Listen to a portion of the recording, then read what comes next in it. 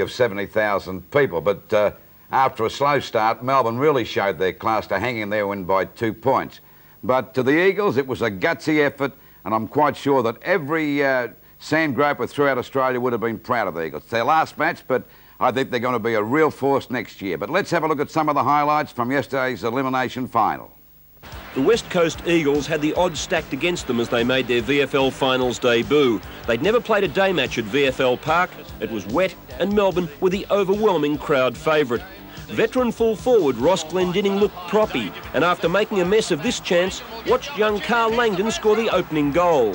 While last year's skipper Robbie Flower looked on, the Demons' 1988 captain Greg Healy provided a touch of leadership late in the quarter. Jackson hurriedly onto the right boot, flicks it back in towards goal, and it's taken by Healy, who goals. Melbourne trailed at quarter time in a lacklustre affair, but got the lucky break early in the second term. It goes through all players at the back, Spalding into an open goal, goes bang, second goal to Melbourne.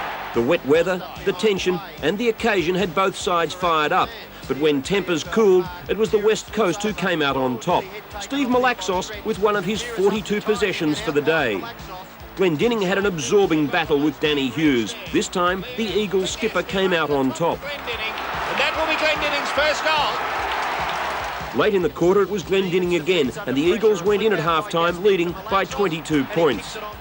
Yeah, I felt that earlier on we weren't sort of desperate enough at the ball. I guess we were having a bit of a hangover after last week's win, and we had a big talk at half-time and knew that if we were going to do anything, we had to everybody commit themselves to the ball. Northey had shifted White to the forward line, and the Irishman was sensational. The rain had disappeared and the spectacle lifted dramatically. His hand pass is dangerous. It's sung it off the ground. Two of the marks of the match. Dersma, good mark by Dersma. Great mark taken by Johnson. It took some great roving from Ricky Jackson to put Melbourne in front, and the weary Eagles looked to have blown their chances. Is it going to be another one? It is! Johnson kicked Melbourne sixth of the quarter, and at the last break the Demons led by 14 points. Outside 50, goes long. Will this roll through? It's a goal! Magnificent shot by Alan Johnson. Everyone thought we were dead certainties to win. West Coast aren't a bad side, so we knew they'd come out and throw everything at us, and they got a few lucky breaks, and they put the goals through, so we just had to bounce back. Glendinning was magnificent in the opening minutes of the last quarter. He inspired his side and with 3 goals put them back in front. Back to Glendinning, this could be another one.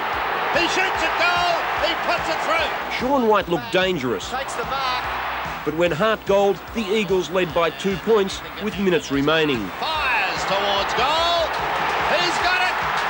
Finally, with less than 60 seconds remaining on the clock, it was Alan Johnson who surged forward, getting the ball to Gary Lyon. He shoots.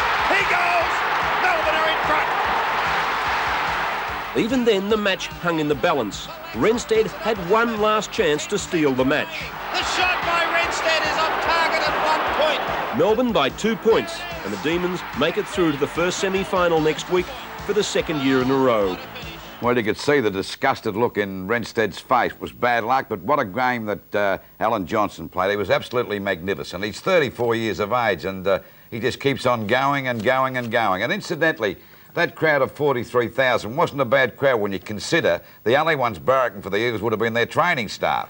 Yeah, but I think you're right. I mean, you go to Western Australia and it's pretty much them we and got us. our own back, and last time we sand grabbers over there in Perth, didn't we? Yeah, and of course the big one, of course, this afternoon. Well, we've got Collingwood playing Melbourne today at the MCG in the qualifying final. It should be a great game. We expect 90-odd thousand over there.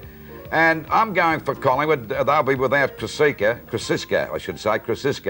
And I think I've got a feeling that Big Wes Fellows might sneak into the side because he does play well against Justin Madden. And, of course, Carlton will be without Herman, and he'll be replaced, I should imagine, by Derui. Yeah. But I'm going for Collingwood to win it, Max. Well, a lot will depend on Collingwood's back line. I think they're the best in the business. And you look at Carlton, they've got a classy forward line. Yeah, but we've got a couple of blokes that can tag a couple of their brilliant players like Kernahan and Bradley. And they were shut out the game by Dersma last week and Newport, so it can be done. But we've got the feeling, we've got the coach there now, and Lee Matthews, he's the winner, that counts with Collingwood. And it isn't great there to see Louis just saying we and not Collingwood.